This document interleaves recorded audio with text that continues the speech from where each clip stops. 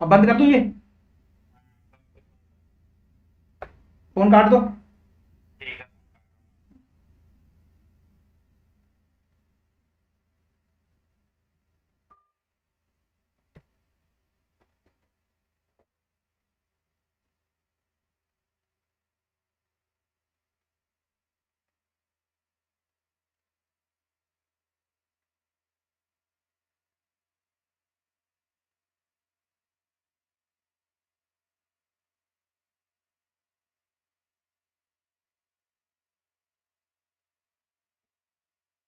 नमस्कार दोस्तों, कैसे हैं आप लोग।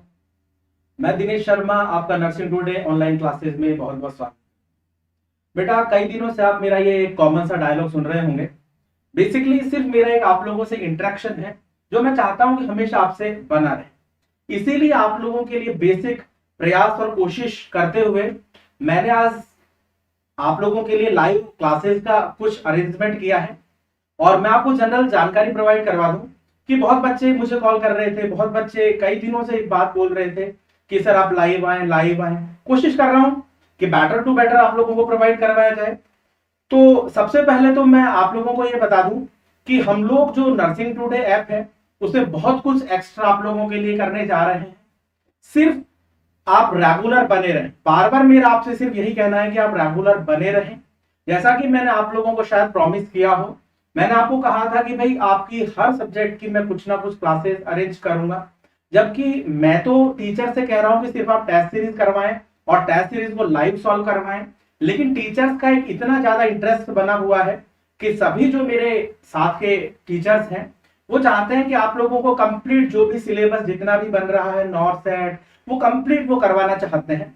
तो वो भी आप लोगों के लिए अरेंजमेंट किया जा रहा है और अभी कुछ हमने स्टार्ट भी कर दिया है। जिस कड़ी के अंतर्गत मैंने आप लोगों को शायद पहले बताया हो कि एक तो हम लोग जो शुरुआत कर रहे हैं उस शुरुआत में आप लोगों को एक तो टीचर के द्वारा क्लास ली जाएगी। जैसे आप लोगों को याद होगा कि मैंने आप लोगों को आईवी थेरेपी के बारे में पढ़ाया। पढ़ाने के बाद मैंने आप लोगों को कहा था उससे रिलेटेड टेस्ट पेपर आप लोगों को दिया जाएगा। भाई टेस्ट पेपर में डिफरेंट टाइप्स ऑफ क्वेश्चंस आप लोगों को प्रोवाइड करवाए जाएंगे। जितना पेपर बनेगा, हो सकता है 25 क्वेश्चन उस टॉपिक से बन रहे हो सकता है 50 क्वेश्चन उस टॉपिक से बन रहे हो सकता है 100 क्वेश्चन उस टॉपिक से बन रहे हो। जितने भी क्वेश्चंस बनेंगे उसको आप लोगों को दिया जाएगा। इसके अलावा मैं आप लोगों को आपकी जो एनक्लेक्स हैं, ओल्ड पेपर्स हैं, वो कंप्लीट यहां पर लाइव सॉल्व करवाने की शुरुआत कर रहा हूं एज सुन एज। कुछ तो हमने शुरुआत कर दी है, जब आप पेपर देंगे तो उनको यहाँ लाइव सॉल्व करवाया जाएगा। तो ऐसा बहुत कुछ है जो आप लोगों के लिए प्रिपरेशन और तैयारी नर्सिंग टुडे के अंदर की जा रही है। और आप लोग जानते हैं कि मुझे चाहे लाभ हानि मैं कभी नहीं देखता हूं, मैं सिर्फ ये देखता हूं कि मेरे बच्चों का हित किस में है।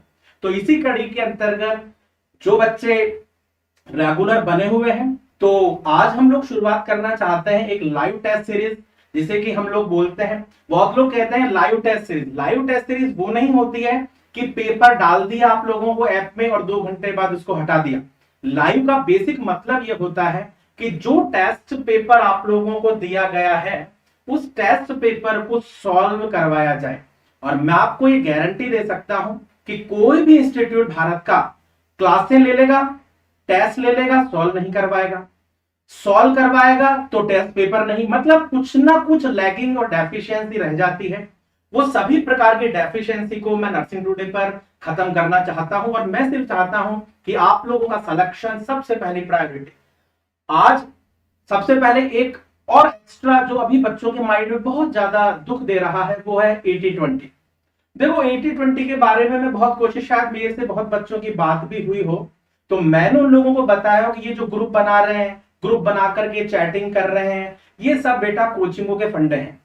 ये शायद मैंने पहले भी ग्रुप में कहा होगा, लेकिन फिर आज बोल देता हूं कि कोई कोचिंग ग्रुप बना रहा है, कोई दूसरा कोचिंग ग्रुप बना रहा है, ये सिर्फ आपका डेटा कलेक्शन कर रहे हैं। ये कोई भला करने वाले नहीं है, सब अपने अपने बारे में सोचते हैं। मैं आपको सीधी सी गणित बता दूं कि जब तक हम लोग कोर्ट के थ्रू नहीं आएंगे या हम लोग न्यायालय की शरण नहीं लेंगे, तब तक एक तो ये 80-20 नहीं हटेगा। और हटेगा तो जहां अप्रोच में बातें चल रही है, हम लोग भी मिलते हैं, हम लोग भी बातें करते हैं, तो कहते हैं सर 50-50 कर देंगे। 50-50 कर देंगे का मतलब 50% बॉयज एंड 50% या 50% फीमेल। तो वो है, वो अपने आप होगा। आप लोग ट्विटर के ग्रुप बनाओ, कुछ बनाओ, लोगों में ग्रुप में जुड़ो, कुछ नहीं होगा। इससे आप अपनी लाइफ स्पॉइल कर रहे हो। और मैं आपको बता दूं, अब तो 4000 वैकेंसी आ रही भाई, 800 तो है आपके लिए। मेहनत करो। बड़ी मेहनत से घर वालों ने आपको पैसे लगाए हैं, बड़ी मेहनत से घर वालों ने आपके लिए बीएससी नर्सिंग आपको करवाई है, चाहे घर वालों ने नहीं की। घर वालों के पास इतना पैसा नहीं होगा। आप देखिएगा, किसान घर में गांव में खेती कर रहे हैं, आपको तो पढ़ा रहे हैं ना। तो बेटा, जो पेरेंट्स ने आप लोगों के लिए किया है, उसका थोड़ा सा तो हक अदा जरूर करो। सिर्फ मेरी रिक्वेस्ट है, ऑर्डर तो मैं दे नहीं सकता। चलो खैर, जिस मैटर से हम लोग यहाँ कलेक्ट हुए हैं, उसी मैटर पर हम लोग आज बात करना चाह रहे हैं। तो देखो, सबसे पहले बेटा मैं यहाँ पर बात करूंगा, हम लोग शुरुआत कर रहे हैं आईवी थेरेपी। और आईवी थेरेपी का मैंने आपको कहा था, हम लोग आज शुरू करना चाहते हैं क्वेश्चन सेशन। क्या शुरू करना चाहते हैं? क्वेश्चन सेशन, जिसके अंतर्गत एक एक प्रश्न के बारे में हम लोग बात करेंगे। अब देखो, एक एक प्रश्न की बात करें तो प्रश्न के अंतर्गत सबसे पहला प्रश्न मैं आपके सामने लाना चाहूंगा। प्रश्न को पहले तो आप ध्यान से पढ़ें। प्रश्न को ध्यान से पढ़ने के बाद में आप कमेंट करें। आप पहले मन में सोचें कि सर ने हमें क्या पढ़ाया है। और एक बात मैं बता दूं कि प्रश्न हल करवाना मेरा उद्देश्य नहीं है। प्रश्न क्यों बन रहा है, कैसे बन रहा है, और यही क्यों बन रहा है, सबसे पहले आंसर देते समय आपको यह पता होना चाहिए कि रॉन्ग आंसर को एलिमिनेशन की आदत डालो बेटा। जब तक रॉन्ग आंसर एलिमिनेट नहीं करोगे, तब तक मेरा चैलेंज है, किसी भी एग्जाम में सिलेक्शन नहीं होगा। इसलिए, और अगर आपने रॉन्ग आंसर एलिमिनेशन टेक्निक को सीख लिया है, तो मैं कहता हूं भारत का कोई भी कंपटीशन आपका सिलेक्शन रोक नहीं सकता है। तो चलो एक बार प्रश्न पढ़ लेते हैं। यहां पर आप देख रहे हैं, कहा जा रहा है कि द हाईएस्ट कंसंट्रेशन, देखो ध्यान से सुनिए, यहां पर आपको कहा जा रहा है कि the highest concentration of potassium in. प्रश्न को समझ लीजिएगा और प्रश्न को ध्यान से सुन लीजिएगा। एक बार मैं आप लोगों के कुछ कमेंट्स देख लेता हूं। हाँ भाई, गुड इवनिंग बेटा, कैसे हो दिनेश? चलो, गुड इवनिंग बाद में, पहले आप सुन लें। देखो बात सुनिएगा, हम लोग यहां बात कर रहे हैं हाईएस्ट कंसंट्रेशन ऑफ पोटेशियम, कि भाई पोटेशियम की हाईएस्ट कंसंट्रेशन के बारे में पूछा जा रहा है। अब आपके सामने ये निम्नलिखित सॉल्यूशन है, ध्यान से सुन लीजिएगा। ये आपके सामने निम्नलिखित सॉल्यूशन है, और यहां पर एग्जामिनर अब आपको जानना चाह रहा है या पूछना चाह रहा है, सीधा सीधा मतलब यह है कि पोटेशियम की अधिकतम सांद्रता निम्नलिखित में से कौन से सॉल्यूशन में? यही है सीधा सीधा मतलब। हाँ बताएं। प्लाज्मा?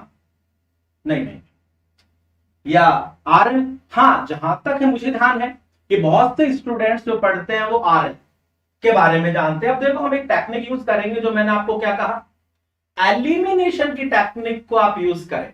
एलिमिनेशन, मैंने आपको कहा कि आप कोशिश करें कि रॉन्ग को बाहर निकालना है। अब कैसे? तो बात को सुनना। जनरली जो प्लाज्मा की आप बात करते हो, सुनिएगा कि जनरली अगर हम प्लाज्मा की बात करते हैं या सीरम ब्लड प्लाज्मा लेवल की बात करते हैं, तो आप लोगों को पता होगा, मैंने आप लोगों को पढ़ाया है और टॉपिक्स आएंगे वहां पर भी पढ़ाऊंगा, कि ये जो कंसंट्रेशन है 3.5 से 5.1 और मैक्सिमम 5.5 मिली इक्विवेलेंट पर लीटर होती है।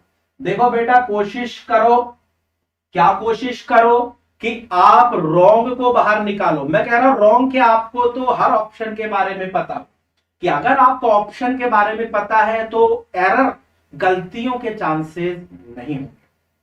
नमस्कार बेटा, नमस्कार, कैसे हो? तो देखो ध्यान से सुनना, प्लाज्मा और प्लाज्मा के बारे में मैंने आपको बता दिया है। इसके बाद है नेक्स्ट सॉल्यूशन है आपका आइसोटोनिक सैलाइन।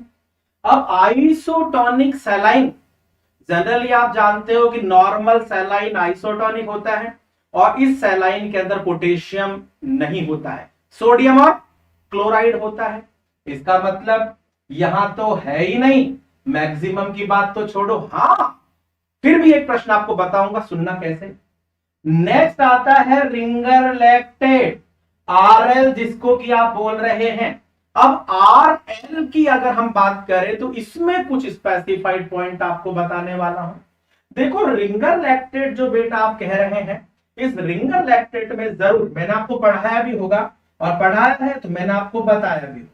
क्या बताया है तो सुन लो। आरएल और आरएल के अंदर अगर हम किसकी बात कर रहे हैं, पोटेशियम की बात कर रहे हैं, किसकी बात कर रहे हैं, पोटेशियम की बात कर रहे हैं, तो ये पोटेशियम का पहले तो अमाउंट बताऊंगा, कंसंट्रेशन बाद। देखो अमाउंट अगर आपको पूछ रहे हैं तो अमाउंट आपने बताना है 0.3 ग्राम पर लीटर। अब क्या आप जानते हैं कि एग्जामिनर जरूरी नहीं है कि कंसंट्रेशन पूछे, वो आपको ये भी कह सकता है कि what is the amount of potassium in Ringer lactate, कि रिंगर, क्योंकि हर लाइन में से ही प्रश्न है, ये मैंने यहां ऑप्शन लिखा है, इसका मतलब पूछा तो जाता ही है ना।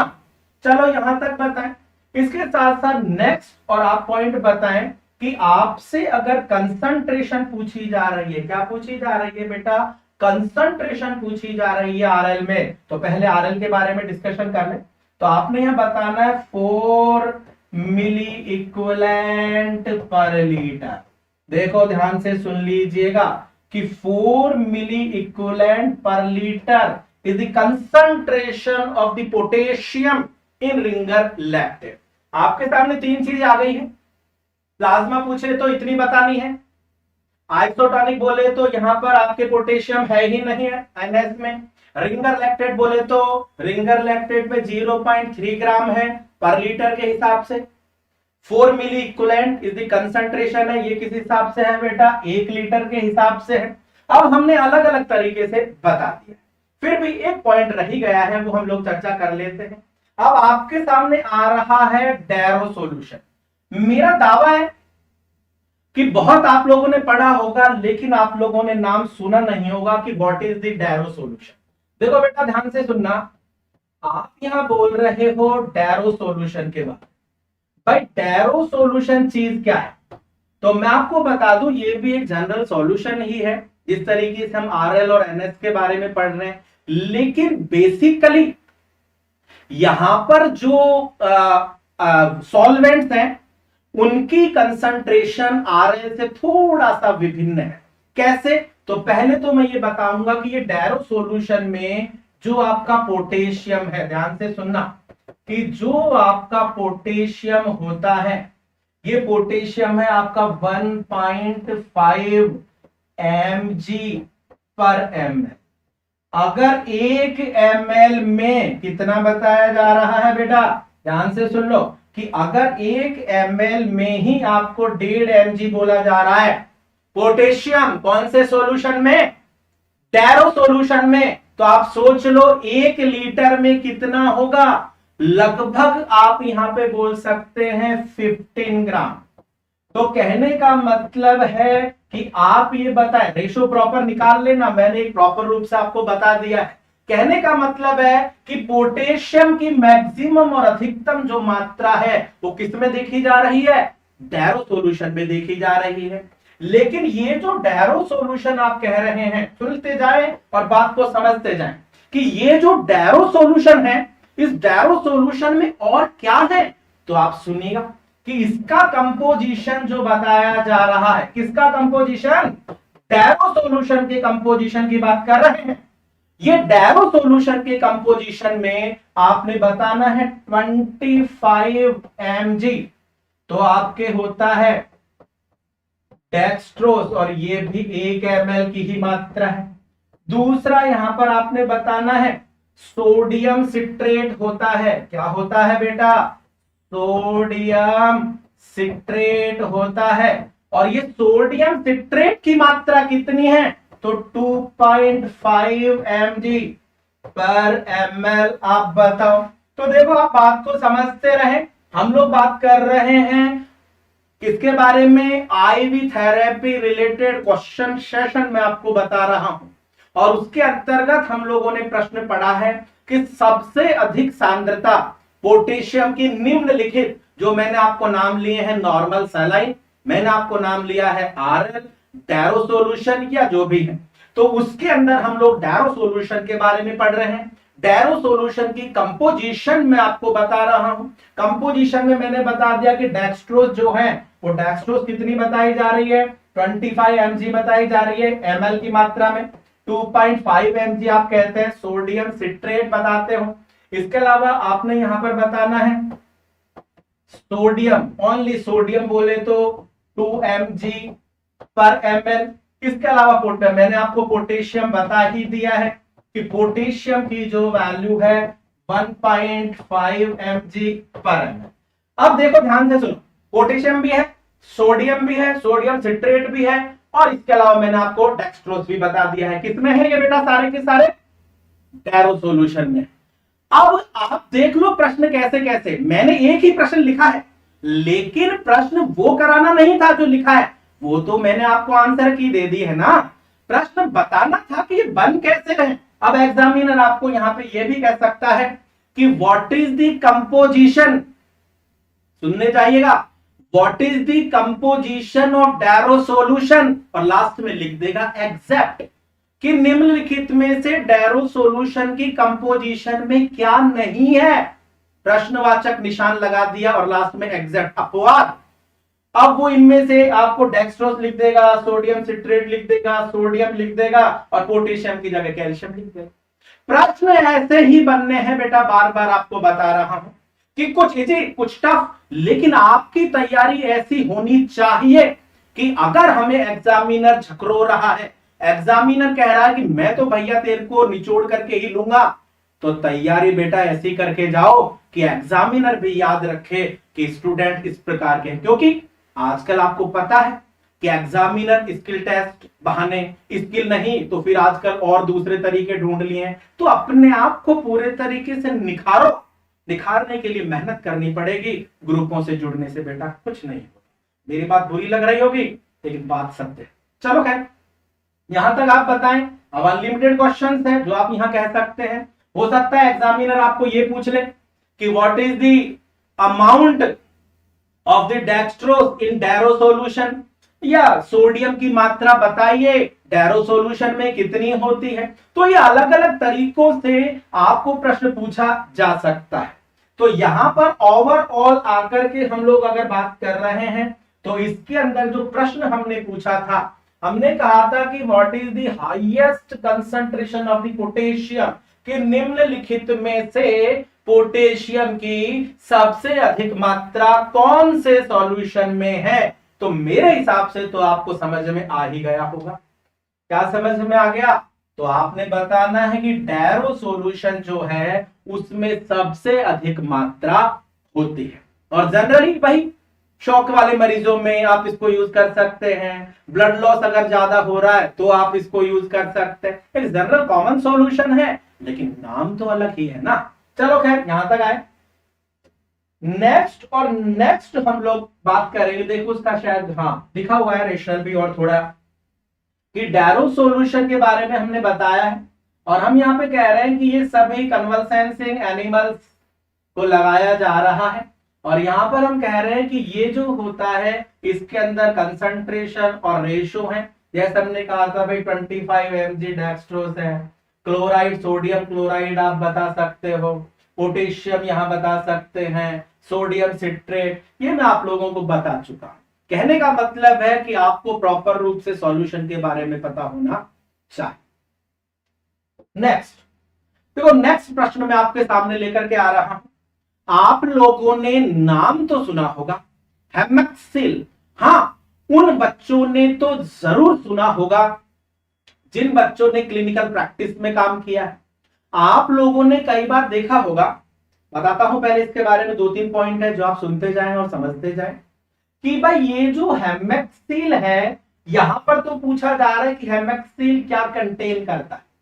भाई हेमेक्सिल में बेसिकली क्या है? अब देखो यहां कंफ्यूजन यह है कि more study more confusion, more study more confusion कैसे है तो वो भी आप सुनिएगा। कि यहां पर हम कह रहे हैं कि हेमेक्सिल, पहले तो मैं बता दूं हाँ जिस पर हमारी चर्चा चल रही थी कि क्या देखा होगा, कि आपने देखा होगा कि कुछ पेशेंट्स ऐसे होते हैं जिनको ब्लड अवेलेबल नहीं होता है। क्या अवेलेबल नहीं होता है? ब्लड अवेलेबल नहीं होता है। तो ब्लड वॉल्यूम को बढ़ाने के लिए कॉलॉइड्स लगा देते हैं, ब्लड वॉल्यूम को बढ़ाने के लिए एल्बुमिन, कॉलॉइड्स, एक ही बात है, लगा देते हैं। तो ऐसी स्थिति के अंदर जब तक ब्लड का अरेंजमेंट नहीं हो पाता है तो हम उसको हेमेक्सिल लगा करके उस ब्लड या फ्लूइड वॉल्यूम को इंक्रीज कर सकते हैं। जरूरत पड़ती है जैसे सर्जरी वाले पेशेंट्स में, कुछ प्री ऑपरेटिव पेशेंट्स में हम लोग लगा सकते हैं। इसके अलावा बर्न वाले पेशेंट, देखो ध्यान से सुनना, पहले तो प्रश्न को हल कर लेते हैं कि हेमेक्सिल में से निम्न में से क्या होता है। तो मैं सीधा सीधा आपको बता दूं कि सोडियम तो नहीं होता है, कैल्शियम भी नहीं होता है। ज्यादातर जो कंफ्यूजन है वो दो के बीच रहता है।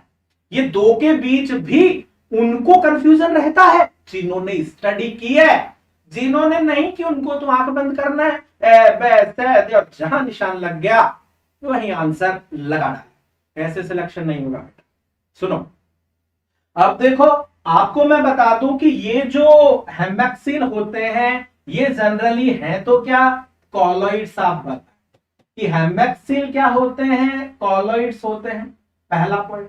या आप ये भी कह सकते हैं एल्बुमिन डेरिवेटिव्स होते हैं। देखो ध्यान से सुनिएगा कि ये जो आप बता रहे हैं किसके बारे में, हेमेक्सिल, कि हेमेक्सिल जो है वो जनरली कॉलॉइड्स की कैटेगरी में आते हैं।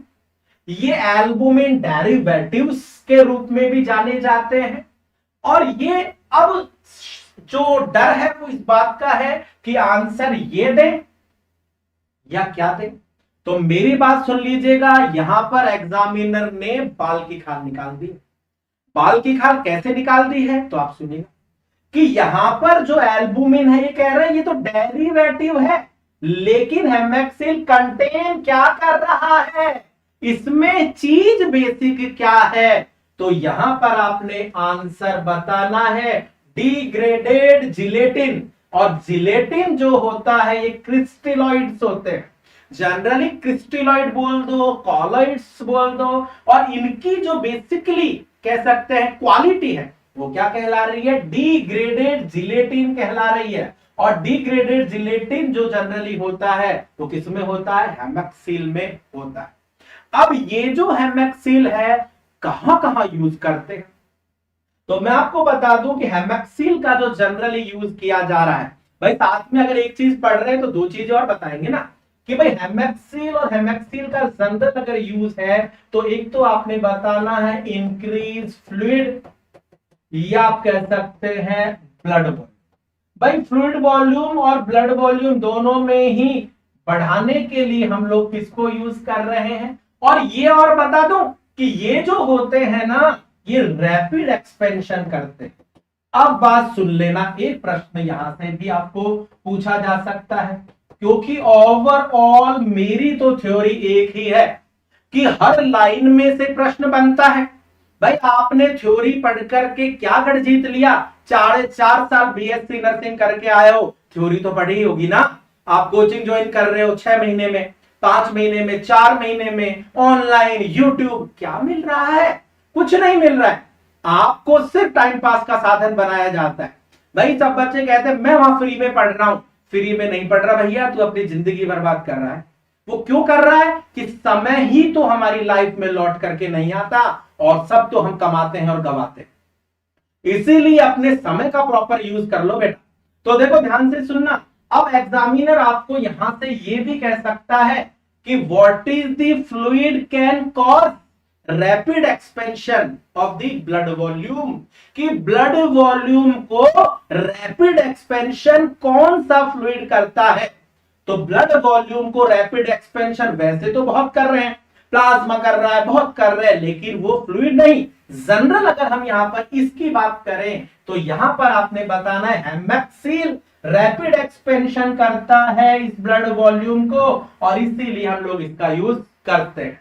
तो ये जनरली आप लोग यूज कर सकते हैं, बर्न वाले पेशेंट में आप लोग यूज कर सकते हैं, किस मरीज में यूज कर सकते हैं, बर्न वाले पेशेंट में आप यूज कर सकते हैं, हाइपोवॉलेमिक पेशेंट के अंदर आप लोग यूज कर सकते हैं। अरे भैया बात समझ में आ रही है ना, तो ध्यान से सुनो कि यहां पर आपने बताना है हाइपोवॉलेमिक में यूज कर सकते हैं, इसके अलावा पैनक्रेटाइटिस जनरली पेशेंट्स में आप यूज कर सकते हैं, और एक प्रोसीजर होता है पैरासेंटेसिस, उसके बाद भी जैसे एसाइटिस रिलेटेड जो डिजीज कंडीशंस होती हैं वहां पर भी हम लोग इसका यूज करते हैं। क्यों? क्योंकि वहां एनएस या अन्य सॉल्यूशन जनरली यूज नहीं आते।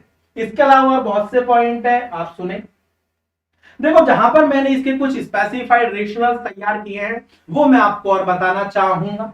तो देखो ध्यान से सुनिएगा कि हेमेक्सिल जो होता है एक इंट्रावीनस कॉलॉइड। भाई ये आप एक तो हाईलाइट करते रहे जो मैं आपको बोल रहा हूं कि इंट्रावीनस कॉलॉइड, जैसा मैंने आपको बताया ही था कि कॉलॉइड्स हैं, और ये जनरली यूज कर रहे हैं किस प्रकार के मरीज में? शॉक वाले पेशेंट। कौन से पेशेंट में यूज कर रहे हैं बेटा? शॉक की कंडीशंस में जनरली यूज करते हैं। और इसके अलावा आपने यहां पर बताना है कि ये जो है जैसे सीवियर हेमरेज की कंडीशंस है वहां यूज करते हैं।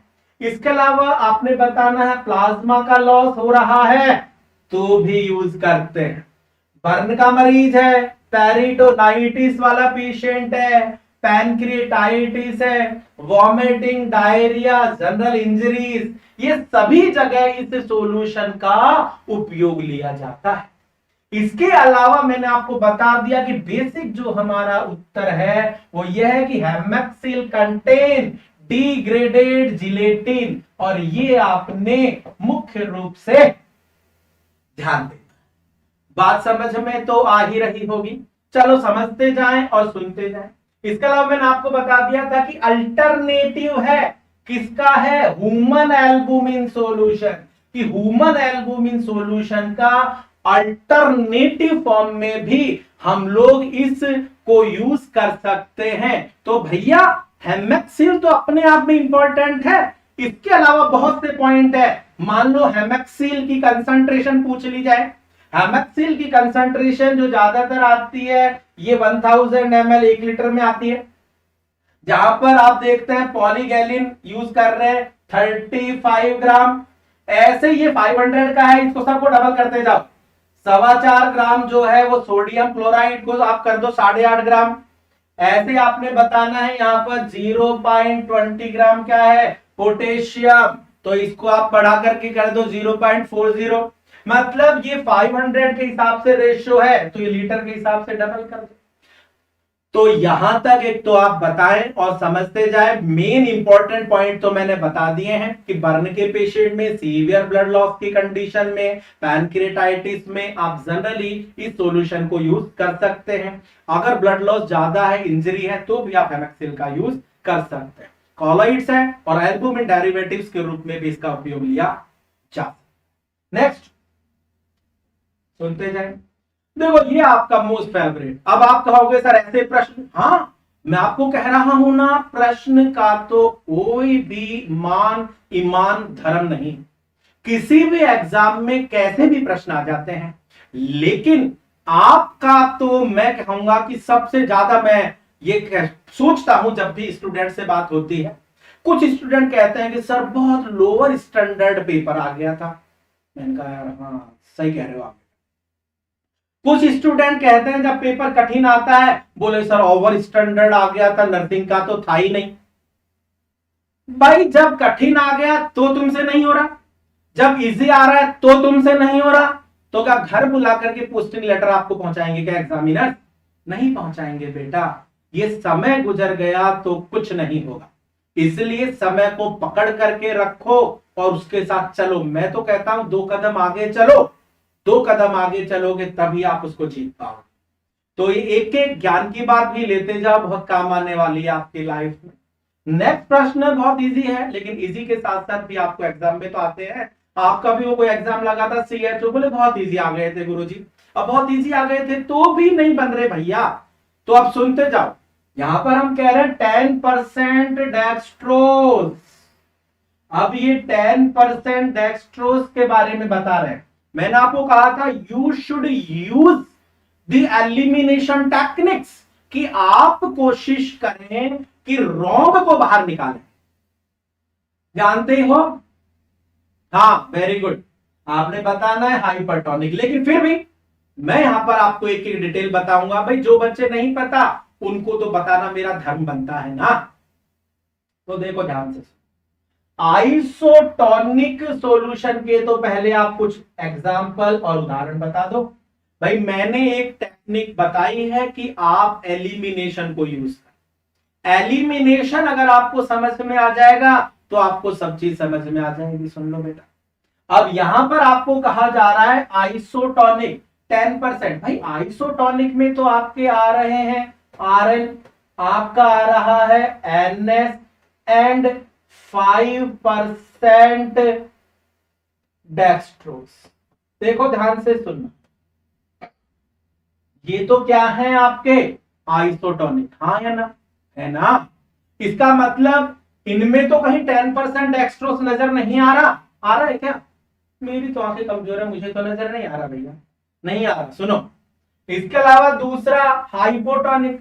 अब ये सब प्रश्न है, मान लो एग्जामिनर ने पूछ लिया कि निम्नलिखित में से आइसोटोनिक कौन सा है, तो RL बोलो। ये एग्जामिनर लिख दे कि RL is the example of which of the following, normal saline is the example of which of the following, 5% dextrose is the example of following. भाई आपको एक चीज में से ही अनलिमिटेड प्रश्न मिलेंगे और वो अनलिमिटेड प्रश्नों को ही सॉल्व आपने बेटा करना है। चलो, हाइपोटोनिक बोले तो आपने बताना है 0.45% NS। देखो बेटा ध्यान से सुनना, हाइपोटोनिक क्या, तो आपने बताना है कि वो फ्लूइड जिनकी सांद्रता बॉडी फ्लूइड से कम है वो जनरली हाइपोटोनिक होते हैं, या वो फ्लूइड जिनकी ऑस्मोलरिटी या वो सॉल्यूट जिनकी कंसंट्रेशन बॉडी फ्लूइड से कम होती है। अलग अलग तरीकों से एग्जामिनर पूछता है, जो मैं बोल रहा हूं समझते जाओ और सुनते जाओ। तो देखो यहां आपने बताना है वो अब नॉर्मल सैलाइन आइसोटोनिक, मतलब उससे नीचे जितने भी आने वाले हैं वो सारे के सारे क्या कहलाएंगे, हाइपोटोनिक कहलाएंगे। तो आप यहां बता सकते हैं 0.45%, जिसको हम लोग बोलते हैं हाफ NS के नाम से भी जानते हैं।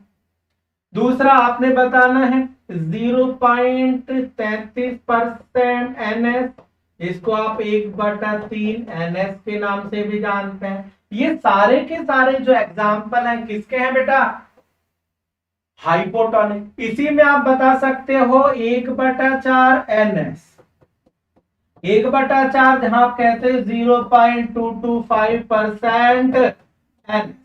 अब मेरी बात को ध्यान से सुनो, ये सारे के सारे जो कहला रहे हैं, ये सारे के सारे एग्जाम्पल किसके कहला रहे हैं बेटा, हाइपोटोनिक। अब क्या यहां से प्रश्न नहीं आते हैं? आप याद कर लो, अगर आपने दिया हो भटिंडा एम्स, वहां पर भी प्रश्न आया हुआ है और यही प्रश्न आपके एग्जाम में आया हुआ है। एग्जामिनर ने लिख दिया कि 0.45% is the example of which of the following type of solution। तो आप समझ लीजिएगा कि 0.45% जो सॉल्यूशन है किसका है, हाइपोटोनिक का एग्जाम्पल है। भाई प्रश्न अनलिमिटेड, एग्जामिनर आपको कह सकता है what is the mechanism of hypotonic solutions. Hypotonic solutions जो होते हैं एक्स्ट्रा सेलुलर को इंट्रासेल्युलर में शिफ्ट करते हैं। अनलिमिटेड तरीके से प्रश्न आपको पूछे जा सकते हैं। तो यहां पर आप समझते रहे, ये तो हम कह रहे हैं कि 10 प्रश्न हल कर रहे हैं, अब तक शायद मैं 30-40 प्रश्न तो आपको करवा चुका हूं, जिसमें अभी समय आधा घंटा हुआ होगा मैं। तो देखो ध्यान से सुनते जाएं, बात को समझते जाएं। तो ये आप बता सकते हैं। इसके अलावा आपने बताना है हाइपरटोनिक के बारे में। हाइपरटोनिक बोले तो आपने बताना है 10%, 25% और 50% बोलना है डेक्सट्रोज। तो देखो ध्यान से समझते जाएं कि ये जो 50% डेक्सट्रोज है, ये 50% डेक्सट्रोज जनरली आपने यहां बताना है, और ये 50% डेक्सट्रोज हो गया, 10% हो गया, ये सारे के सारे एग्जाम्पल किसके हैं बेटा, हाइपरटोनिक। इसी में आप शामिल कर सकते हैं 5% DNS डेक्सट्रोज नॉर्मल सलाइन, वो भी इसी का उदाहरण है। इसी में आप शामिल कर सकते हैं मैनिटॉल। क्या मैनिटॉल के बारे में प्रश्न नहीं आते क्या? अरे भैया इसीलिए तो कह रहा हूं कि प्रश्न तो अनलिमिटेड है, और आपको ये सभी प्रश्न एग्जाम के अंदर पूछे जाते। तो यहां तक आप बता सकते हैं। तो देखो अलग अलग तरीके से एग्जामिनर आपको प्रश्न पूछ रहा है और अलग अलग तरीके से प्रश्न पूछ रहा है, तो उन प्रश्नों को हल करना भी तो आपकी ही रेस्पॉन्सिबिलिटी है। चलें साहब यहां तक। इससे आगे नेक्स्ट और नेक्स्ट हम लोग बात करेंगे। कौन सा है प्रश्न पढ़ो, क्या लिखा हुआ है? लिखा हुआ है कि which of the following is the best method. सुनते जाओ, यहां पर कह रहे हैं विच ऑफ द फॉलोइंग, फॉलोइंग का मतलब है ये जो नीचे लिख रहे हैं ना भैया, निम्नलिखित।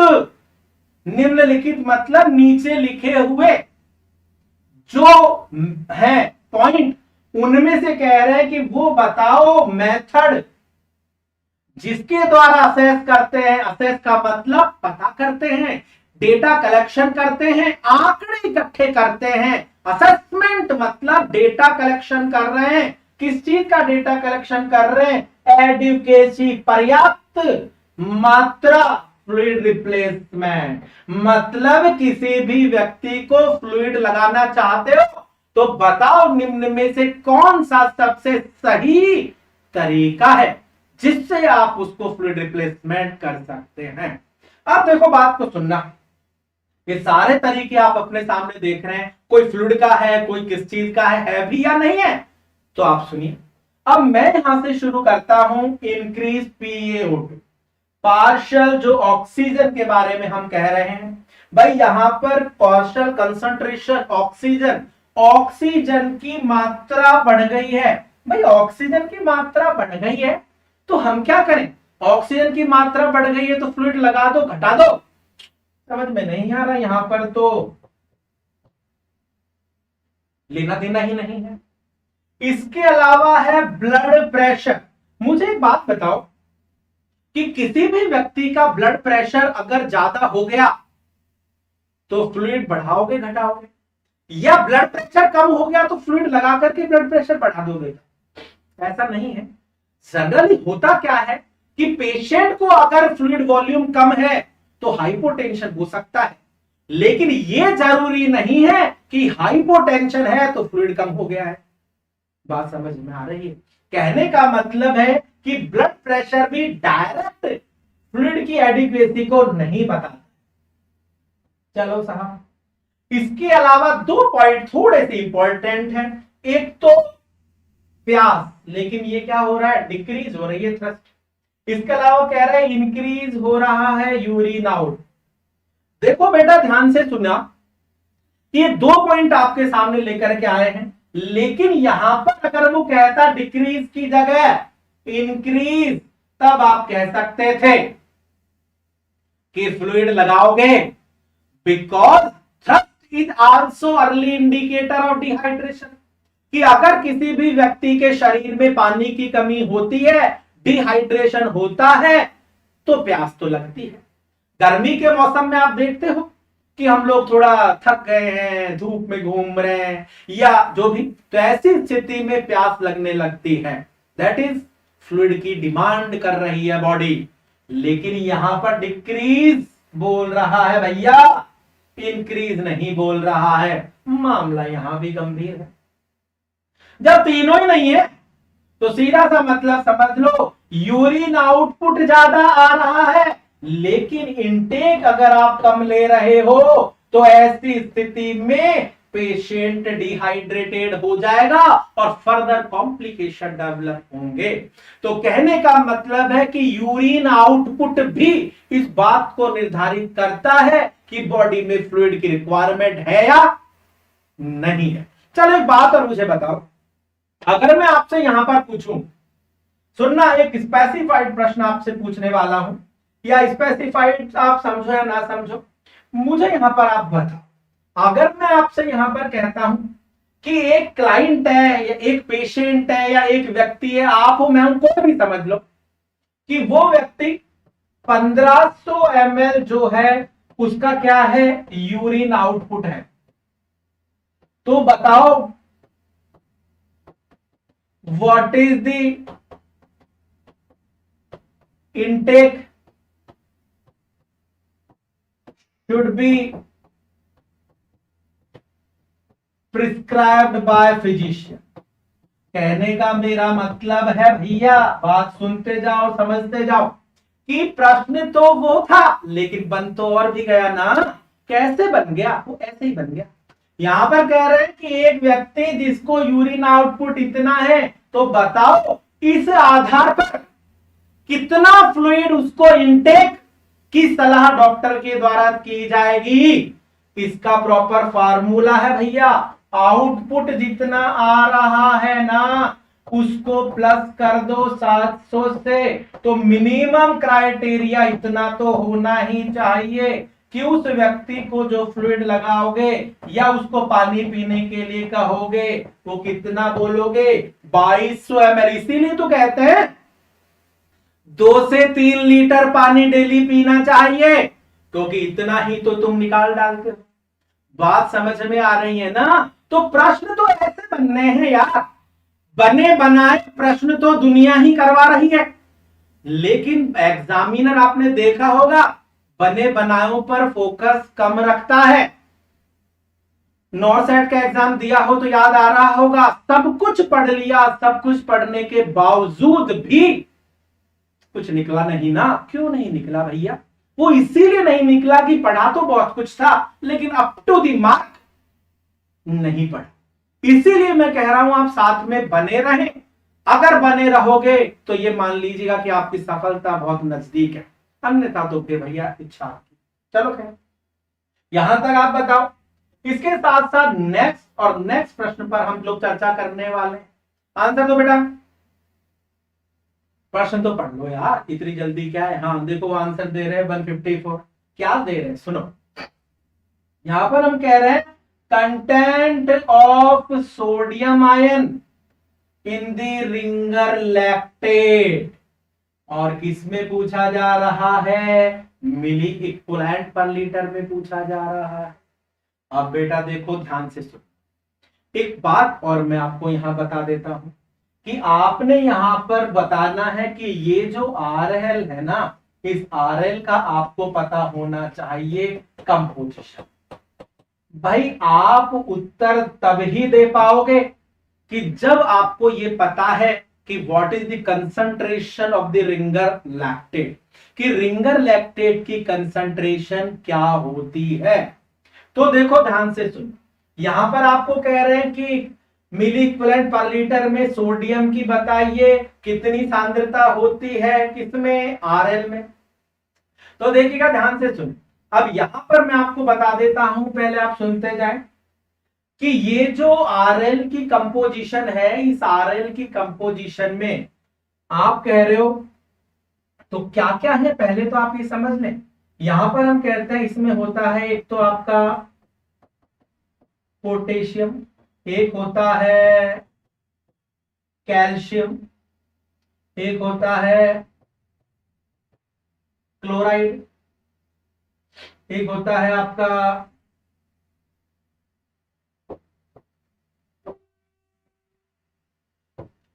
सोडियम। क्या होता है बेटा? सोडियम होता है। इसके अलावा आप बताओ क्या होता है? इसके अलावा इधर लिखता हूं, एक होता है लैक्टेट। देखो बेटा ध्यान से सुनते जाएं और बात को समझते जाएं। यहां पर हम कह रहे हैं कि जो RL है उस RL की कंपोजिशन में आप बता रहे हो कि पोटेशियम भी होता है, आप कह रहे हो कि कैल्शियम भी होता है, आप कह रहे हो क्लोराइड भी होता है, आप कह रहे हो सोडियम भी होता है, और इसके अलावा क्या होता है? लैक्टेट होता है। आया ना? तो सुनिए, आपसे जो प्रश्न पूछा है वो यहीं से निकल जाएगा अगर आपको एक एक चीजों के बारे में पता है। देखो लैक्टेट जो है उसमें आपने बताना है 28 मिली इक्विवेलेंट पर लीटर। बात सुने, आपने यहां पे बताना है कि लैक्टेट और लैक्टेट की जो कंसंट्रेशन है वो लैक्टेट की कंसंट्रेशन कितनी है? 28 मिली इक्विवेलेंट पर लीटर आपने बतानी है। भाई ये कंसंट्रेशन ही तो पूछ रहा है। सोडियम की अगर बोले तो आपने बताना है 130 मिली इक्विवेलेंट पर लीटर। क्लोराइड की पूछे तो 109 मिली इक्विवेलेंट पर लीटर। कैल्शियम की पूछे तो 2.7 मिली इक्विवेलेंट पर लीटर। क्या बचा? पोटेशियम पूछे तो 4 मिली इक्विवेलेंट पर लीटर। अब भाई मेरी बात को सुनते रहो, समझते रहो। यहां पर तो सिर्फ किसकी पूछी है? सोडियम की पूछी है। लेकिन सोडियम की जगह अगर पोटेशियम की पूछ ली होती तो आपने 4 मिली इक्विवेलेंट आंसर देना था। अगर कैल्शियम की पूछ ली होती तो 2.7 मिली इक्विवेलेंट पर लीटर आंसर देना था। अगर क्लोराइड की पूछ ली होती तो 109 मिली इक्विवेलेंट पर लीटर आपने आंसर देना था। सोडियम देख रहे हो 130 है, तो यहां पर सीधा सीधा आपने आंसर दे ही दिया है। इसके अलावा लैक्टेट की पूछी होती तो 28 दिया होता। अरे भाई प्रश्न एक नहीं, प्रश्न तो 5 5 6 6 हैं। एक तरीका। दूसरा, एग्जामिनर ये भी कह सकता है कि which of the following electrolytes are present in RL या नॉट प्रेजेंट इन आरएल। भाई प्रश्न अलग अलग तरीके से है ना, कि कौन सा तो मौजूद है। एक प्रश्न तो अलग लिख देगा, एक इनमें से लिख देगा, और ये 3 लिख देगा इसमें से और बोलेगा कौन सा मौजूद नहीं है, तो वो भी प्रश्न बन रहा है। अरे भाई प्रश्न तो ऐसे ही बन रहे हैं, क्योंकि जब कंपटीशन में जाते हो तो टॉपिक तो वही है, लेकिन प्रश्न तो बन अलग तरीके से रहा है ना। इसीलिए मैं आपको कह रहा हूं कि आपको जो पढ़ाया जा रहा है वो पढ़ते रहे। आप लोगों को टॉपिक की टेस्ट सीरीज दी जा रही हो, टेस्ट सीरीज करते रहे। और हमने भी अब अपना बिगुल बजा दिया है हमारे बच्चों के लिए कि आप बने रहें और आप लोगों को रेगुलर यही टेस्ट सीरीज लाइव में नहीं, जितने भी सब्जेक्ट्स हैं आप लोगों को करवाई जाएगी। और जो लाइव लाइव कह करके डालते हैं उनको बताना लाइव होता क्या है। बात समझ में आ रही है? तो ये बेटा देखो, बात को सुनिएगा कि बेसिक चीज क्या है। हम पढ़ते बहुत कुछ है, लेकिन हमें क्या समझ में आ रहा है। आप देखो यहां सुनिएगा कि 154 बोले तो ये तो किसकी है? सोडियम की है। लेकिन ये सोडियम की किस में है? नॉर्मल सलाइन में होती है भैया। जबकि ये किसके बारे में पूछ रहा है? आरएल के बारे में। ये होती नहीं है, ये रॉन्ग है। ये पूछे तो ये। चलो तो आंसर क्या निकला? बेसिक 130 सोडियम किसमें? आरएल। नेक्स्ट क्वेश्चन देखो, ध्यान से सुनिए भाई। यहां पर अगर आपको बात अब समझ में आ गई होगी, क्योंकि हमने एक एक पॉइंट को क्लियर कर दिया है, तो आप यहां सुनते जाएं। यहां पर हम कहना है कि sodium content of 1 litre of isotonic solution, कि आइसोटोनिक देखो दो चीजें आपकी हल हो गई है कि आइसोटोनिक सैलाइन जो है, उस आइसोटोनिक सैलाइन में सोडियम जो कंटेंट है 1 लीटर में, उसकी क्या कंसंट्रेशन है। अभी मैंने शायद लिखवा ही दिया था। देखो 70 40 नहीं है, 140 बेसिक क्या बचा है? 150। ये जनरली सोडियम की है। किसकी है? सोडियम की। यही पूछे तो क्लोराइड की भी अगर आपसे पूछी जा रही है ना बेटा, तो क्लोराइड की भी सेम आपने इतनी ही कंसंट्रेशन बतानी है। बात समझ में आ रही है? कहने का मतलब है sodium is also 154 milliequivalent per litre in normal saline and chloride is also 154 milliequivalent per litre. तो दोनों मिलकर के कितने हो गए हैं? 308 मिली ऑस्मोल पर लीटर। देखो एक एक चीज बता रहा हूं, कैसे सुनना मेरे बेटा। यहां पर आपने कहा कि 154 तो क्या है? सोडियम है, और 154 ही क्या है? क्लोराइड है। जोड़ तो हमें आता ही है कि 154 और 154 को जोड़ा तो कितना आया? 308 आया। और ये जो ऑस्मोलरिटी आप बताते हो उसकी यूनिट कितनी है? मिली ऑस्मोल पर लीटर। और मैं आपको ये बात बता दूं, एग्जामिनर ये भी कह सकता है what is the unit of the osmolarity when normal saline are transfuse और इन्फ्यूज टू द पेशेंट। कि एक पेशेंट को जिसको कि नॉर्मल सलाइन लगा रहे हैं, तो उस व्यक्ति में अगर आपको पेशेंट पूछ ले, डॉक्टर पूछ ले या कोई और पूछ ले तो आपको वहां बतानी है कि इसकी जो ऑस्मोलरिटी है वो कितनी होती है, 308। तो यहां तक आप बता सकते हैं। यूनिट पूछे तो यूनिट बताओ, ये भी प्रश्न के रूप में पूछा जा सकता है। तो अलग अलग तरीकों से आपको एग्जाम में प्रश्न पूछे जा सकते हैं। प्रश्न वही हैं, लैंग्वेज तरीके बदल जाने वाले हैं। सुनिए next, which of the following hypertonic, मैंने आपको अभी बता ही दिए थे एग्जांपल्स के बारे में। 5% डेक्सट्रोज पता ही है आपको, आइसोटोनिक है। कौन सा है बेटा, आइसोटोनिक। ये आपको पता ही है, हाइपोटोनिक है। पहले एक बार माइंड में पिक्चर बनाए, ये आप देख रहे हो ये क्या है, आइसोटोनिक है। और मैं आपको यहां पर बता दूं, सुन लीजिएगा कि यहां पर आपको कह रहे हैं नॉर्मल सैलाइन कितने परसेंट है, 0.9। कौन सा हो गया बेटा, आइसोटोनिक। 0.45% कौन सा हो गया, हाइपोटोनिक। 5% डेक्सट्रोज कौन सा हो गया, आइसोटोनिक। इसमें ये आइसोटोनिक, ये आइसोटोनिक और ये हाइपोटोनिक, क्या बच गया। तो ध्यान दीजिएगा कि 0.9% से ऊपर जो भी आने वाले हैं वो सारे के सारे क्या कहलाएंगे, हाइपरटोनिक कहलाएंगे। और यहां पर आपका आंसर बेसिकली 3% नॉर्मल सैलाइन, और ये 3% नॉर्मल सैलाइन किसका उदाहरण है, हाइपरटोनिक सॉल्यूशन का उदाहरण है बेटा।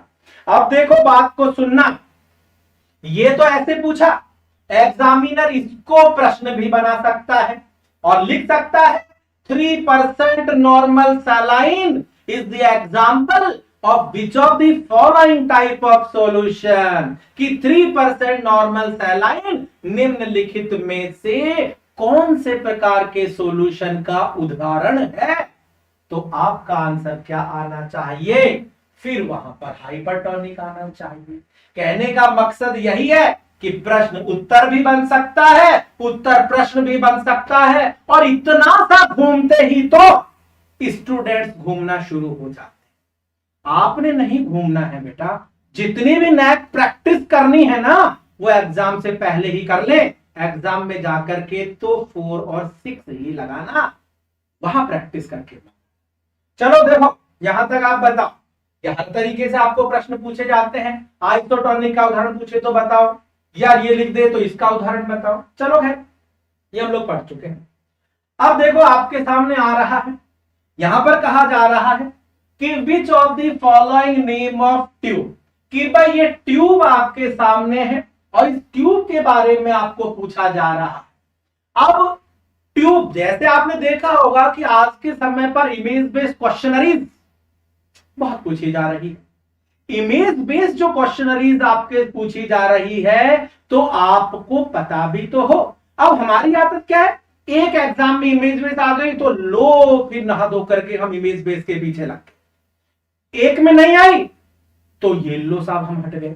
अपनी तैयारी सेम तरीके से रखें और उसको एडवांस स्टेज पे ले जा करके रखें, क्योंकि एक एग्जाम दोगे हो सकता है सिलेक्शन नहीं हो, दूसरा दो नहीं हो, तीसरे में जरूर सिलेक्शन हो, क्योंकि एग्जामिनर पैटर्न बेसिक ही रखता है। जो बार बार बदल रहा है तो उसके पीछे घूम रहे तो वो घुमाता ही रहेगा और आप भी घूमते रहे।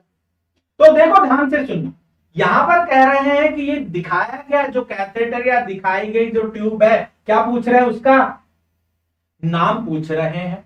अब नाम पूछ रहे हैं तो बताओ ना यार, क्यों शर्मा। देखो अब आप सुनिएगा कि यहां पर कह रहे क्विंटोन कैथेटर, तो बेसिक तो मैं बता दूं कि ये क्विंटोन कैथेटर ही है। क्विंटोन कैथेटर जनरली जो यूज करते हैं ना डायलिसिस वगैरह के लिए, आप लोग यूज करते हो, किसके लिए यूज करते हैं, डायलिसिस, जो हीमोडायलिसिस वगैरह होता है ना वहां पर इस क्विंटोन कैथेटर को यूज करते हैं। और ये क्विंटोन कैथेटर जनरली आपके सेंट्रल लाइन का ही एक प्रकार भी है। भाई क्विंटोन कैथेटर डायलिसिस में भी यूज कर रहे हैं और इसको as a central line catheter के रूप में भी उपयोग लिया जाता है। तो याद ध्यान दें। अब ये चीज क्या है भाई, ये है डॉब-हॉफ ट्यूब। मैं बताऊंगा आप लोगों को जब इसका टॉपिक आएगा, फिर भी मैं आपको यहां डिस्कशन कर रहे हैं तो बता देता हूं कि डॉब-हॉफ जो है वो स्मॉल बोर, छोटे ल्यूमन डायमीटर की एक ट्यूब है, सक्रिय। और जनरली इस ट्यूब का यूज करते हैं कंटिन्यूअस न्यूट्रिशन प्रोवाइड करवाने के लिए। जब हम एनजी ट्यूब लगाते हैं ना, तो एनजी ट्यूब जो बिल्कुल ही लोअर ल्यूमन की होती है और लंबे समय के लिए उसको न्यूट्रिशन देते हैं, तो हम लोग इस ट्यूब का यूज करते हैं। तो डोरहॉफ जो ट्यूब होती है वो continuous feeding with NG tube में यूज ली जाती है। तो ये आप बताना कि कंटिन्यूअस जो आपकी फीडिंग होती है, उस कंटिन्यूअस फीडिंग में डॉरहॉफ ट्यूब का यूज किया जाता है। हिकमैन कैथेटर, इमेज दिखाऊंगा, इसको आने दो।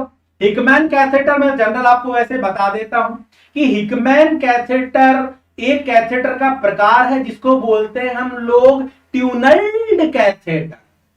नाम ही नहीं सुना होगा, एग्जाम में इमेज बेस्ड क्वेश्चन भी आया हुआ है।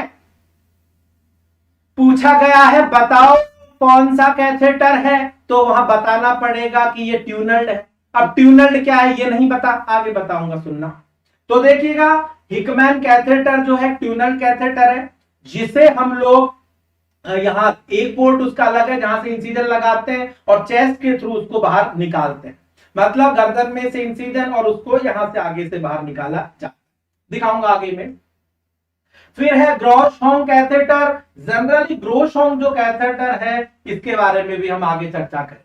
चलो खैर, देखो ध्यान से सुनना, यहां पे मैं बता देता हूं कि क्विंटन कैथेटर भी एक प्रकार का नॉन ट्यूनल कैथेटर। अब ये नॉन ट्यूनल सेंट्रल लाइन का ही प्रकार है। नॉन ट्यूनल क्या है मैं आगे आपको बताने वाला हूं। जनरली डायलिसिस वगैरह में आप लोग इसको यूज करते हैं, या आप कह सकते हैं, और कोई स्पेसिफाइड आपके राय। अब देखो ध्यान से सुनेगा कि यहां पर आप बता रहे हो, हाँ देखो ध्यान से सुने, यहां पर आपको कह रहे हैं कि which of the following article are observe by the nurse as a nurse when you are working in the clinical practice. कि जब आप as a nurse clinical practice में काम कर रहे हैं और आपके सामने ये ट्यूब आ जाती है, तो इस ट्यूब को कहां यूज करोगे, इस ट्यूब को किस नाम से जानते हैं। तो देखो एक एक के बारे में मैं आपको पहले पॉइंट बताऊं।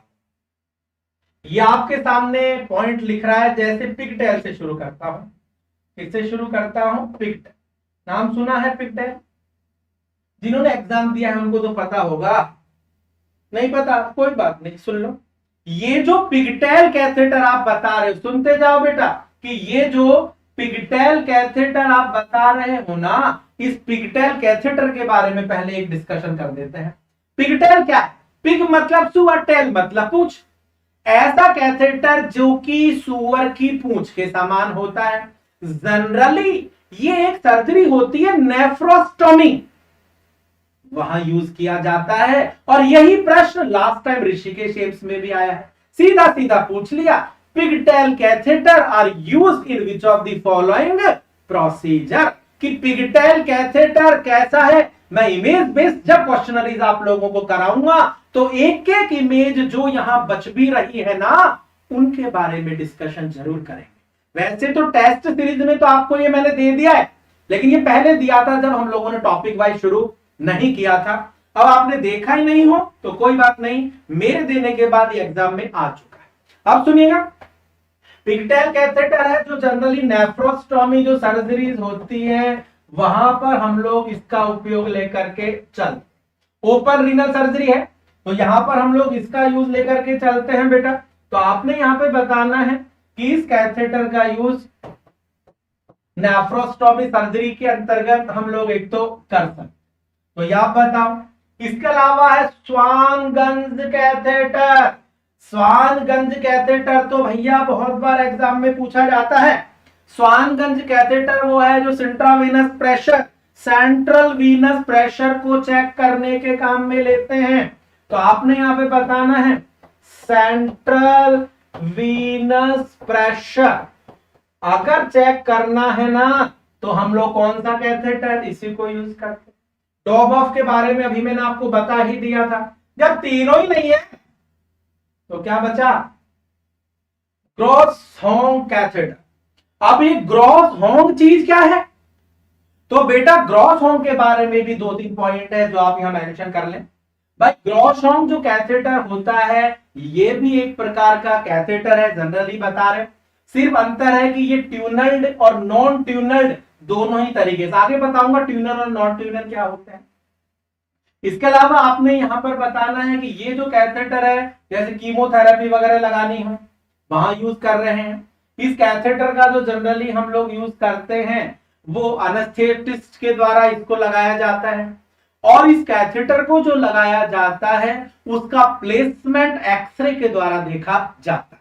हाँ, एग्जामिनर ये जरूर पूछ सकता है कि भाई gross Hong catheter placement is confirm by which of the following diagnostic method, कि ग्रॉस होंग कैथेटर के प्लेसमेंट को कौन से मेथड से हम लोग प्लेसमेंट चेक करते हैं? तो रेडियो डायग्नोसिस या सीधा सीधा एक्सरे आप बता सकते हो। तो यहां आप बताएं, ये इसी की डेफिनेशन लिखी हुई है, व्हाट इज द ट्यूनर और what is the non tuner, मैं आपको आगे ही बताने वाला हूं, तो यहां तक बता सकते हो। इसके अलावा सिंपल सा प्रश्न है, लेकिन सिंपल भी तो नुकसान दे जाते हैं, कैसे? तो सुनिए, यहां पर कह रहे हैं विच of the following size of cannula observe by the nurse, कि जब आप एक पेशेंट को आईवी थेरेपी लगा रहे हो, सुनना, जब आप एक पेशेंट को आईवी थेरेपी लगा रहे हो, आंसर दो चलो कोई, कितना? 16 या 17 होता ही नहीं है? होता है बेटा, देखते हो। देखो ध्यान से सुनना कि ये जो आप बता रहे हैं, अब देखो आपको अपने आप आंसर मिलेगा, मेरे को ढूंढने की जरूरत नहीं है, मैंने सिर्फ एक बात बता दी है कि you should try to eliminate the wrong answer. Wrong को बाहर निकाल दो, और रॉन्ग को बाहर निकाल दोगे ना तो सच तो, सही तो अपने आप ही सामने आकर के बोलना शुरू हो जाएगा। तो बात समझते रहें।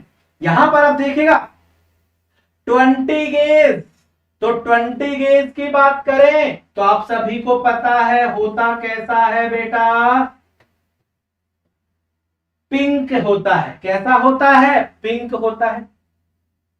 14 गेज की बात करें तो ये 14 जनरली कैसा होता है? ऑरेंज होता है कलर में। 16 की बात करें तो ये कैसा होता है? ग्रे कलर का होता है। और मैं आपको बता दूं, मेरे पढ़ाने के बाद ये आपके रायपुर एम्स में भी आ चुका है और ऋषिकेश एम्स में भी आ चुका है, लेकिन फिर भी आप लोग याद नहीं करते। आप लोग वही 14, 16, 18, 20, 22, 24, 26। और मैं आपको बता दूं कि एग्जामिनर इमेज बेस्ड क्वेश्चनरीज भी पूछता है, जितने कैनुलास हैं उनकी फ्लो रेट भी पूछता है, कहां काम आते हैं ये भी पूछता है। जैसे एक छोटा सा पॉइंट मैं आपको यहां बताऊंगा कि यहां पर तो आप आंसर समझ लें कौन सा हो गया है, 17, क्योंकि यहां पर आप देख रहे हैं कि 17 गेज जो है वो कैसे कलर का होगा, फिर व्हाइट, और मुझे लग रहा है कि ये जो दिखाया गया है कौन सा कलर है, व्हाइट ही तो है भैया। तो देखो यहां तक आप एक तो बता, अब मैंने आपको यहां तक तो बता दिया, लेकिन अब एक के एक कैनुला और एक के कैनुला की कलर कोडिंग के साथ साथ आपको पता हो यूज। जैसे मैं आपको यहां बता दूं कि आप देखिएगा कि जैसे 16 गेज है, 16 गेज के बारे में क्या प्रश्न नहीं आते हैं? एग्जामिनर कहता है मैसिव ब्लड ट्रांसफ्यूजन में कौन से गेज का कैनुला यूज करेंगे? 16 गेज। भाई 16 गेज जो होता है ना, ये मैसिव ब्लड ट्रांसफ्यूजन में यूज होता है। अब बहुतों को तो यही नहीं पता मैसिव ब्लड ट्रांसफ्यूजन क्या है। मैसिव मतलब है कि ब्लड वॉल्यूम को पहले 24 घंटे में 100% रिकवर किया जाता है। मान लो एक व्यक्ति को बहुत ज्यादा ब्लड लॉस हो गया तो पूरा का पूरा 100% ब्लड वॉल्यूम रिकवर्ड करेंगे और उसको फ्लूइड लगाएंगे, ब्लड लगाएंगे, लेकिन पहले 24 घंटे में पूरा का पूरा रिकवर होना चाहिए। कैनुला वो चाहिएगा जिसमें फ्लो ज्यादा जाए। कौन सा है फिर यहां? 16 गेज आप कह सकते। चलो जी, 14 जनरली रूटीन में यूज नहीं आता है। 20 गेज अगर 18 गेज नहीं तो 20 से काम में लेते हैं। रूटीन थेरेपीज आईवी में हम लोग यूज कर सकते हैं। ओल्ड एज में 20 गेज कैनुला यूज कर सकते हैं। यहां तक आप बताएं। इसके अलावा 2 पॉइंट मैं आपको यहां और बता देता हूं भाई ये तो आपने बता दिया, लेकिन क्या आपको ये पता है कि जितने भी कैनुलास आप यूज कर रहे हैं, चाहे वो पर्पल, जैसे पर्पल के बारे में आपको एग्जाम में प्रश्न पूछा जा सकता है, भाई पर्पल कलर है तो पर्पल कलर कैनुला के द्वारा फ्लो रेट कितनी है। भाई जिसको कलर पता है, मान लिया कलर पता है, जिसको ये पता है कहां यूज आता है ये भी पता है, लेकिन ये नहीं पता कि उस कैनुला की फ्लो रेट कितनी है। तो फ्लो रेट पूछे तो सबकी अलग अलग डिटेल जैसे जैसे आगे पढ़ेंगे मैं आपको बताता जाऊंगा, और क्लास में तो मैंने आपको बताई है ना, जब मैंने आपको पढ़ा रहा था टॉपिक के बारे में। तो देखो यहां तक आप बताएं, लेकिन फिर भी अगर थोड़ा बहुत पॉइंट है तो मैं आपको यहां बताना चाहता हूं। भाई आप ध्यान दीजिएगा, जैसे पर्पल कलर है आपका, जो कि बच्चों में यूज कर रहे हो, न्यूबॉर्न वगैरह में यूज कर रहे हैं, तो आपने देखा ही होगा 13 ml जनरली हम लोग 1 मिनट के अंदर फ्लो दे सकते हैं, न्यूबॉर्न वगैरह को यूज करते हैं हम लोग। इसके अलावा येलो, येलो तो आपका इमेज बेस्ड क्वेश्चन भी लास्ट टाइम आया हुआ है। जनरली ये जो आप यूज कर रहे हैं 20 ml पर मिनट, ये सब इनकी फ्लो रेट्स हैं। और मैं आपको बता दूं कि एग्जामिनर जैसे जैसे कंपटीशन टाइट हो रहा है ना, तो ऐसे ही प्रश्न आपको लेकर के आने वाला है। फ्लो रेट का मतलब है कि पूरा का पूरा उसका खोल दें आप फ्लो, तो भी इससे ज्यादा फ्लो डिलीवर्ड नहीं होगा। तो यहां तक बता। इसके अलावा फिर आपको बोल दें जैसे कौन सा है, ब्लू। भाई ब्लू कलर बोले तो आपने बताना है 36 ml पर मिनट।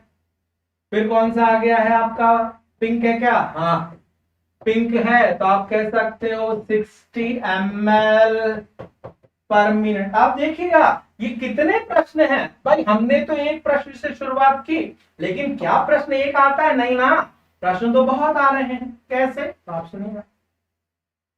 हाँ तो देखो यहां पर आप बताएं, अब इसके अंतर्गत आप सुनिएगा, कौन सा कलर है, ग्रीन है क्या, ग्रीन कलर 90 ml पर मिनट। कौन सा कलर है नेक्स्ट, याद करके बताओ।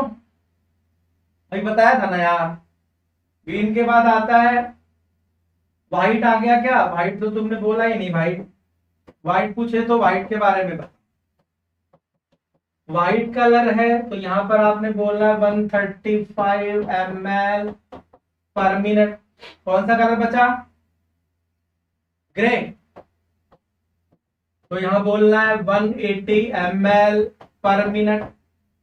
और कौन सा बचा, ऑरेंज, ऑरेंज बोले तो 240 ml पर। अब आप एक चीज सोचो, कितने प्रश्न है यार, ये आप कहां से रहे हैं, आप वहीं से रहे हैं जो टॉपिक आपने पढ़ा। सिर्फ मेरा बताने का काम यह है कि आपकी कहीं चूक नहीं हो जानी चाहिए। तो बेटा देखो ध्यान से सुनते जाएं। आपने यहां पर बताया कि ये सारे के सारे कलर कोडिंग है, इन कलर कोडिंग को कहां कहां यूज करना है वो मैं आपको बता चुका हूं। इनकी फ्लो रेट क्या है ये आप बता सकते हैं, कैनुला कब बदलते हैं या मैं कह रहा हूं हर लाइन में से प्रश्न है। जितने एक एक टॉपिक में 100 150 प्रश्न बनेंगे, जब आप टॉपिक पढ़ेंगे तो टॉपिक पढ़ेंगे साथ में क्वेश्चंस और साथ में उनके टेस्ट। तो ये प्रॉपर आपकी प्रिपरेशन होनी चाहिए। इसके साथ साथ अब देखो यहां पर आपको प्रश्न पूछा जा रहा है, क्या पूछा जा रहा है सुने, ये कह रहे हैं कि which of the following condition, condition ये सामने है आपके, वे हर जहां पर सॉल्यूशन को यूज कर रहे हैं, कौन से सॉल्यूशन को यूज कर रहे हैं, जो चित्र में दिखाया गया है। एग्जामिनर आपको कह रहा है कि चित्र में जो दिखाया गया सॉल्यूशन है वो सॉल्यूशन निम्नलिखित में से कौन सी स्थिति और कंडीशंस में यूज लिया जाता। बात समझ में आ रही होगी। आपने यहां पर बताना है कि नॉर्मल सैलाइन है, ये है क्या दिख रहा है ना, या 0.9। एग्जामिनर ये भी कह सकता है कि what is the amount of sodium chloride, तो आपने बताना है 9 ग्राम होता है। कितना होता है, 9 ग्राम होता है 1 लीटर में। ये भी प्रश्न आपके एग्जाम में पूछा जाता है। अरे प्रश्न तो हर लाइन में से ही है, पर इस पर आ जाते हैं, हम बात कर रहे हैं कौन सी कंडीशन में लगाओगे। तो कंडीशन सुन लीजिएगा, यहां पर कह रहे हैं सेलुलर एडिमा, भाई ये तो रिटेंशन ऑफ वाटर पैदा करेगा, सेलुलर एडिमा में तो नहीं लगाएंगे। और जनरली मैं आपको यहां पर बता दूं कि सेलुलर एडिमा में लगाने का बेसिक कोई यूज भी नहीं। इसके अलावा बर्न में तो बिल्कुल नहीं लगाना है। बर्न में हम लोग प्रायोरिटी किसको देते हैं, आरएल को देते हैं, ना कि एनएस।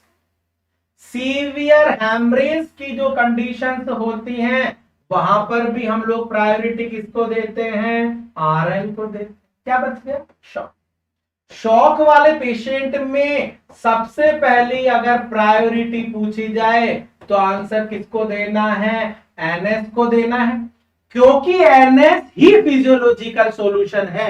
कैसा सॉल्यूशन है, फिजियोलॉजिकल सॉल्यूशन है। और ये फ्लूइड को इधर उधर शिफ्ट नहीं करता है, क्योंकि कोई फोर्स तो होता ही नहीं है, आइसोटोनिक है ना, सिर्फ और सिर्फ एक्स्ट्रा सेलुलर वॉल्यूम बढ़ाता है। और शॉक वाली कंडीशन में एक्स्ट्रा सेलुलर वॉल्यूम ही तो कम होता है। बात समझ में आ रही है। इसीलिए यहां जो बेसिक प्रायोरिटी है वो किसको दे रहे हैं, नॉर्मल सैलाइन। और नॉर्मल सैलाइन किसमें सबसे पहले यूज किया जाएगा, शॉक वाले पेशेंट में यूज किया जाएगा।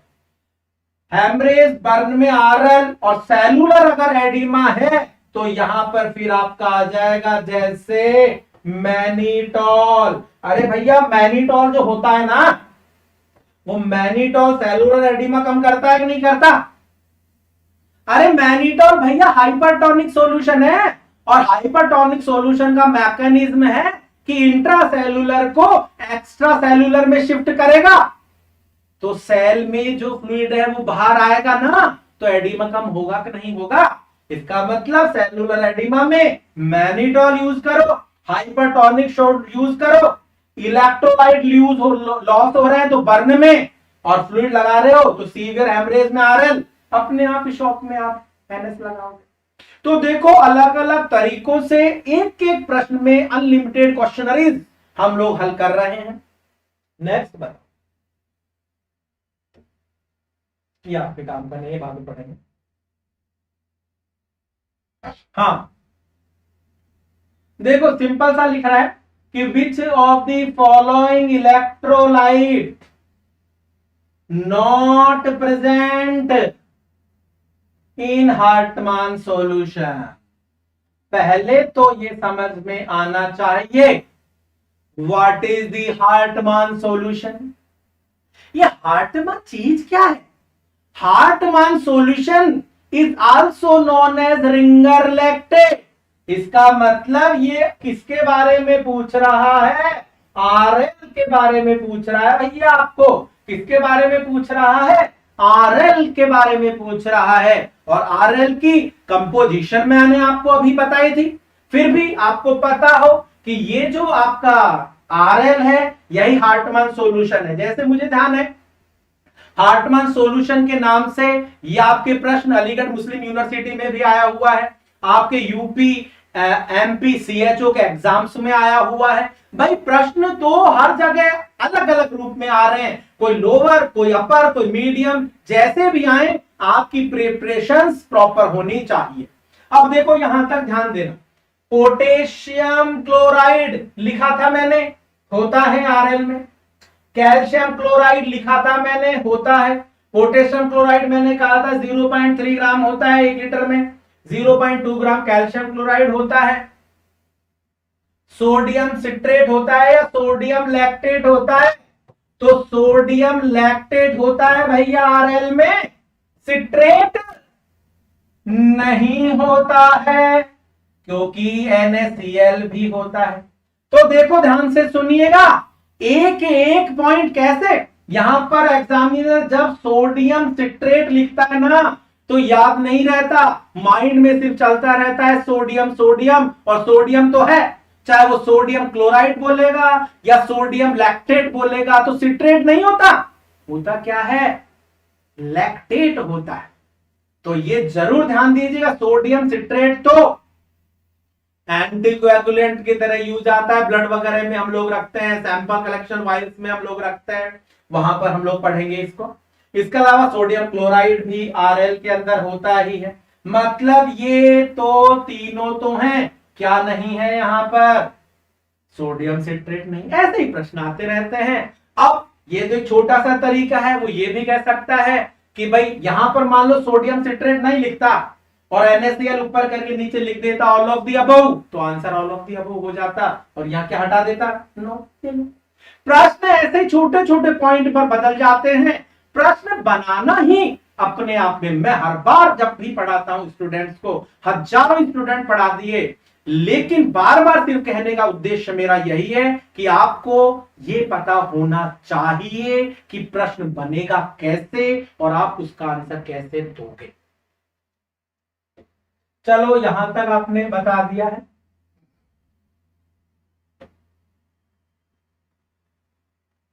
पढ़ चुके हैं।